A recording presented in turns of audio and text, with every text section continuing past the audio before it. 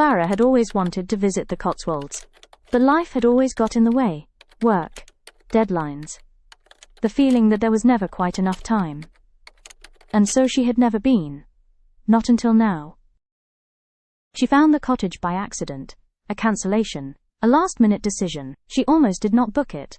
If she had not seen the photo of the garden, she would never have clicked the link. She arrived on a Friday afternoon in October. The lane was so narrow her car barely fitted. On either side the hedgerows were turning gold. At the end of the lane stood a small stone cottage with a blue door and roses still clinging to the walls. If she had known it was going to look like this, she would have come years ago. She pushed open the blue door.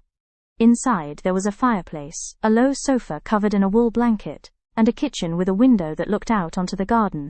On the table, someone had left a jar of local honey, and a note that said, "Make yourself at home." She stood in the middle of the room, and did not move for a long time. That evening she lit the fire. She did not open her laptop, she did not check her emails. She made tea, and sat on the sofa with a book she had been meaning to read for 2 years. If she had done this sooner, she would have felt like herself again much earlier. The next morning she walked to the village. The high street was quiet. A bakery, a post office, a small bookshop with a cat asleep in the window. She bought a loaf of bread, a newspaper and a bunch of dahlias from a bucket outside the florist.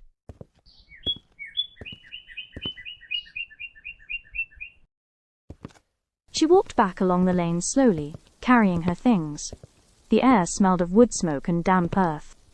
If she had grown up somewhere like this, she thought, everything might have been different. On Sunday morning she sat in the garden with her coffee.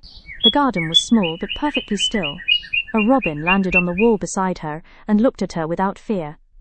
She looked back. She thought about her flat in the city. The noise, the pace, the feeling of always being slightly behind.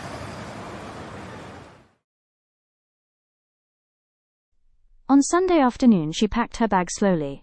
She locked the blue door and stood at the end of the lane for a moment, looking back at the cottage. If she had booked 2 weeks instead of 1, she would not have wanted to leave at all. She drove home. The motorway was loud and grey. She merged into the traffic and immediately felt the familiar weight of everything settling back onto her shoulders. But something was different now. She knew it was there. The cottage, the lane, the robin on the wall. And next time, she told herself, she would stay longer. The third conditional helps us talk about the past, things that did not happen, and their imagined results. If she had known, she would have come sooner. How well did you understand Clara's story? Pause the video and answer the questions.